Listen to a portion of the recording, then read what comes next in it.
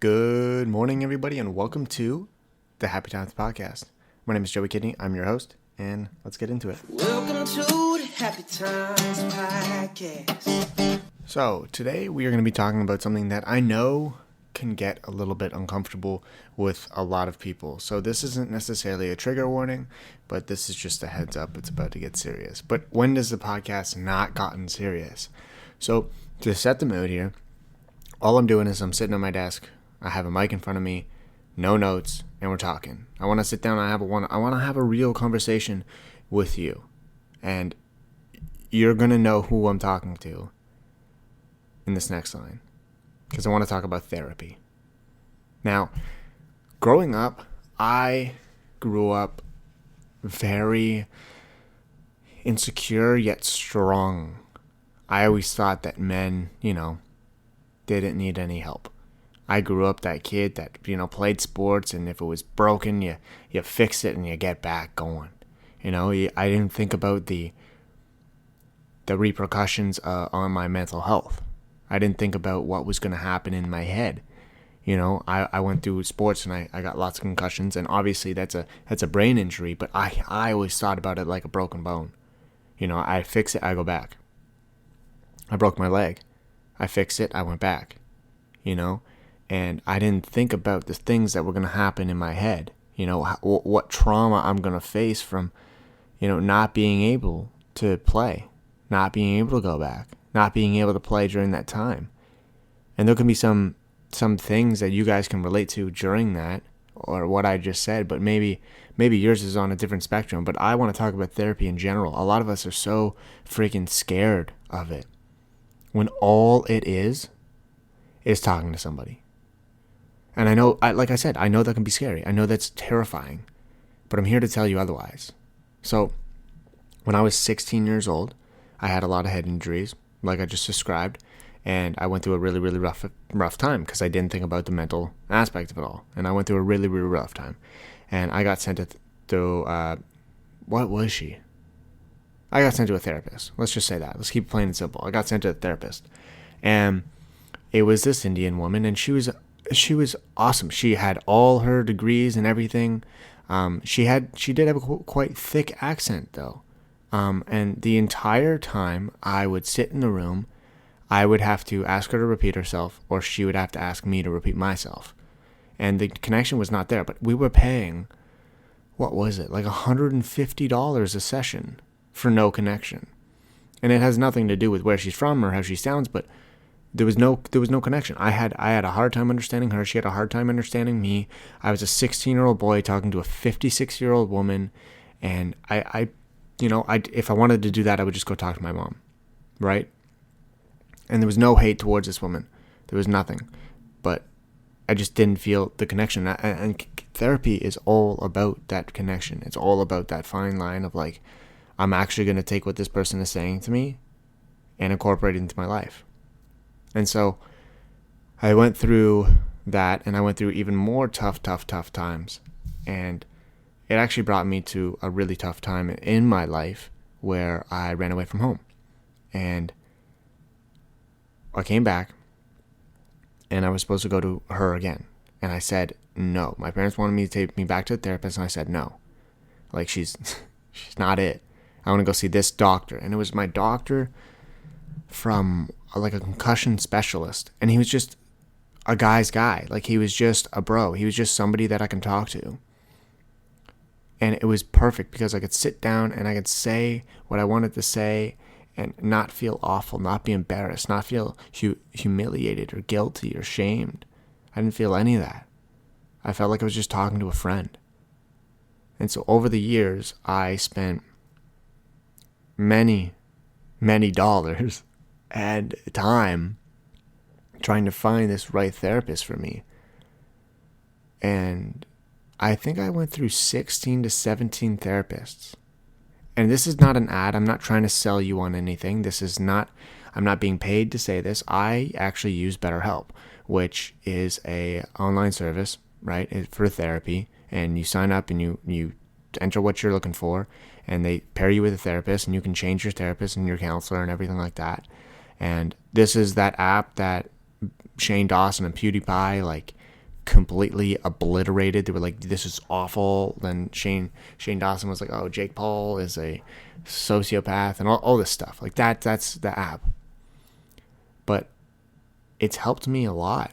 And even though I had 16 different therapists in that time, there was one that was really amazing. And then she actually just like, she was going to work in another job. I think she opened up her own practice. And then the other ones were just trying to find the right fit. And I could not find them. A lot of the time, like a therapist, like my experiences with it is that a therapist would like send me a text. Like this is all like text based, especially with COVID. It's perfect, but it was all text based. And like somebody would send me like a text, and it would be like a 5-page paragraph email of like how do you feel? And I'm like, what the fuck? I'm not gonna read this. Like I can barely read a book. The only book I've ever read is my own. Like this is not for me. This isn't it. And so I would change the counselor, and the same thing would happen. It would be like, hi, my name is blank, and here's what I do for a living. This is what I specialize in, and then blah, blah, blah, blah, blah, blah, blah, blah, blah. And no shade to them, but it was just like, they spent so much time explaining about who they are and what they do and how their job makes them feel and everything like that, that it, like in 5 paragraphs, it didn't even give me the chance to say hello. Like I was like, no, I'm out. Like it turned me off right away. And that, honestly, it goes in marketing, but still, like therapy is not all about facts and numbers. Sometimes it's just having a connection with somebody. And so on my 17th therapist, that's a hard thing to say. I met this lady named Catherine, and she is amazing. I'm not going to say her last name, but she's amazing. Like on their call, I went for a walk. And when I have my therapy calls, I go for a walk, except it's getting cold now, so I can't do that. These calls are at like 9 p.m. where I'm in my feelings. Like I'm definitely thinking about things, and I'll go for a walk. And I remember like, I just started, and she was like, okay, so tell me about yourself. And I just started saying stuff, and she like stopped me. She's like, hold on, wait. What the hell did you just say? And like that type, I know that wouldn't be the proper response with everybody, but I think she actually genuinely knew what I was saying. Like I entered the call, and I was like, hey, listen, no bullshit. Like this is my life we're playing with here. Like I want a connection. I don't want somebody who's just going to tell me what to go do. I want somebody who's going to empower me to go do it myself. You know what I mean? And so it took me a very, very, very long time to find this person. And I just had a call with her last night, and that's why I really wanted to make this podcast, because I wanted to talk to you guys about it. Like, talk to you guys about my experience on a call like that. Now, all I did, I sat in the same spot as I did tonight. Actually, I did not sit at once. I didn't, because I need to pace. Like, I'm making this because I want you guys to understand that everybody experiences therapy differently. And therapy doesn't always necessarily mean that you need to pay $150 to sit down and talk with somebody for an hour. Therapy can mean your own therapy little sessions. Like maybe you know that you need to go clear your mind by going out for a run, or playing hockey, or playing video games, or cooking, or something like that. Like a little self-care therapy is never a bad thing. And sometimes we don't need that other person to talk to. Sometimes we just need to not be talking in our own heads. But if you do feel like you do need somebody to talk to, then I really highly recommend therapy. But please understand that it's not just some walk in the park. It's not just some, okay, I'm going to call and find the right person. Like, what if you're a girl and you recently had issues with men, and you call and you get a therapist and it's a guy? Would you want to talk to a guy? You know, obviously that's like a very deeper meaning, but it's just a perfect example of like, it may not work the first time. It may be exactly what you don't want, but it may work the second time, or it may not. And it may work the third time, or it may not. But keep going, because I'm here to tell you, after 17 tries, it's worth it. Somebody's out there. Somebody can help you. And one of the issues that I always had when I went to my first ever therapist was I felt like she could care less. Like she would be asking me, she's like, oh, you're 20 years old? And I'm like, no, I'm like 16. Like, she would have to write everything down, and she would be reading that note that she wrote everything down on, and she was still getting facts about me wrong. And it just didn't it didn't sit well with me. I could care less about her and she could care less about me. I was a paycheck. And that's how I felt. But when you find that right person, you don't feel like a paycheck. You don't feel like a dollar sign. You feel like somebody cares. And it's really fucking nice. And so I had a call last night and we talked about, I don't want to say too much because I don't know necessarily who listens to these podcasts. But I was dealing with another person, another interaction with somebody where somebody was, every time I opened my mouth, somebody was challenging me. And it's a specific person. I'm just not going to mention a name. But every single time I would say something, I would get challenged. And if anybody out there knows how that feels, it's awful. It's an awful feeling to every single time you open up your mouth, somebody's going to yell back at you, being like, you're wrong. You're stupid. This is wrong. And I recently went through that. I went through a really, really hard phase of it. It was only a few days, but still, I could not handle it. It kept me restless. I couldn't sleep. I was like, what did I say to this person? What did I say in whatever that got this person so riled up that they have to take it out on me? And my therapist goes, that's a really, really good point that you just pointed out. You know, why is this person acting this way? You know, a lot of times we just immediately put it against ourselves. It's like, okay, well, what did I do wrong? Like, that's definitely something to think about, but it's not the only thing to think about. Sometimes this person's having a bad day. Sometimes this person hears a word and it brings them back to a moment where they don't like. Sometimes this person is embarrassed, so they're embarrassing you. This person's out of their comfort zone, right? And I was like, oh, I thought the way I was thinking was negative. She's like, no, it's not. It's actually really, really important to think that way. It's really important to think about other people and what they're going through. And so she talked about a couple things. She talked about guilt, shame, embarrassment, and humiliation. And guilt was, you know, feeling like we did something wrong. Like, that's normal. Every human should have that. But shame is making you feel like you're the issue, like you're the problem, like you're the reason why it went wrong. You're the reason why you're feeling your own guilt. And then there was embarrassment. And I always said that I was embarrassed my whole entire childhood. I remember in grade 5, like I had ADHD in grade 5. I mean, I still do. But I remember I had what was her name? Madame McIntyre.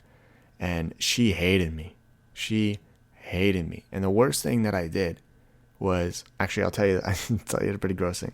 So, my buddy Jibbs and I, we would sit in the back of the classroom, and I would be so bored that we would find like syringes. I know that sounds super bad. There was no needles in them, and we would find like syringes.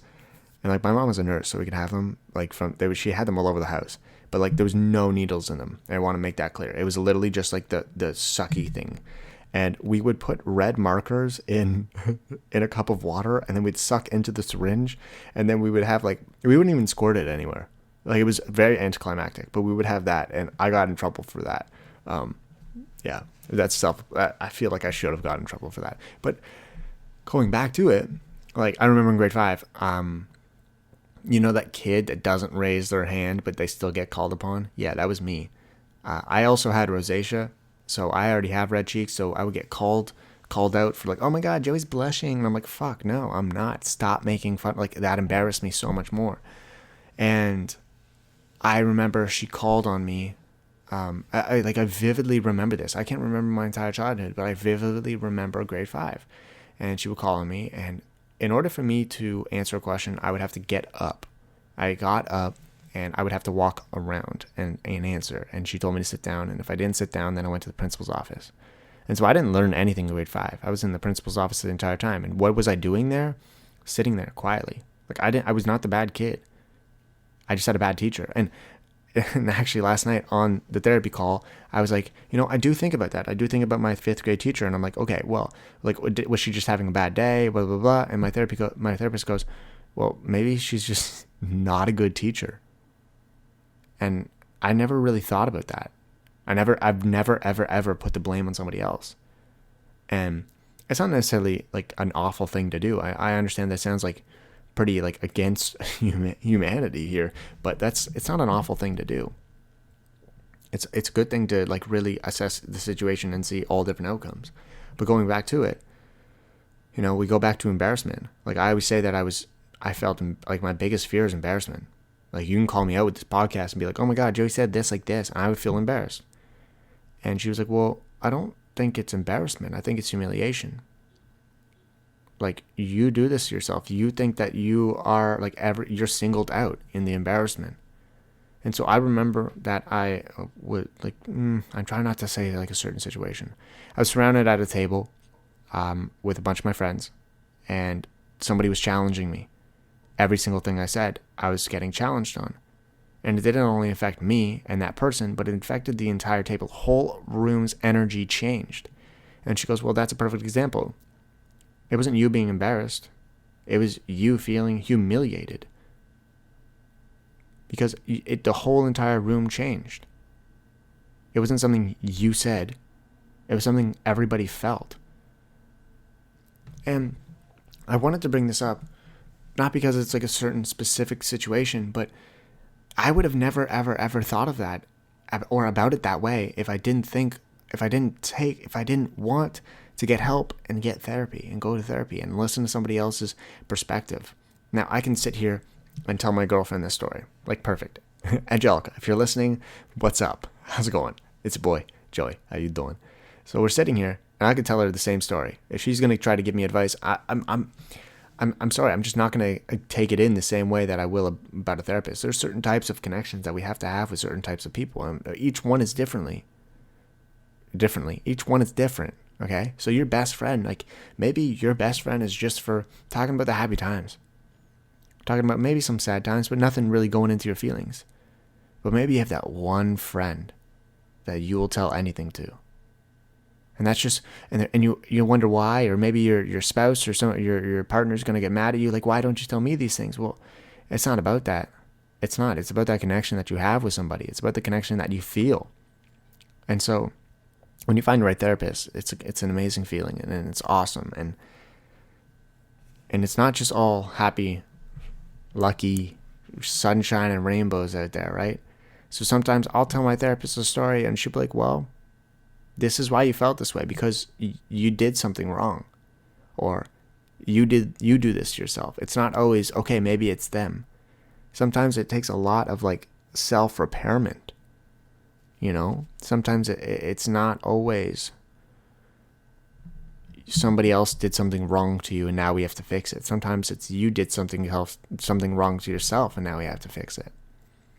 And I think it's really, really cool to sit back and listen to other people think about your life, and it's not just you all the time. And you can drop your shoulders, you can stop squishing your eyebrows together, and you can drop the tongue from the roof of your mouth, and you can sit down and you can listen. Like now your problems aren't all on your back. Like somebody's helping you carry them. Somebody's helping you carry your thoughts. I think it's really, really important. So if you do get a chance, I really, really recommend you guys to try it. And I'm not saying go try BetterHelp. I'm just saying try some therapy. And you can do affirmations. Like I've tried affirmations. Like I did it for I did it for 2 weeks where I wrote down one thing like three wins I had yesterday, 3 wins I want to have today, and then 3 things I'm thankful for. And it was great. It was awesome. But I felt like I was just sitting down writing, trying to think of something. I didn't feel necessarily powerful. I didn't feel like I wanted to go and seize the day. I felt like, oh shit, I can't remember anything. And that's just ADHD getting in my way, but still. If that works for you, that's amazing. If yoga works for you, that's amazing. If any therapeutic activity works for you, that's amazing. But if you feel like you need to go out and talk to somebody, I think that's also amazing.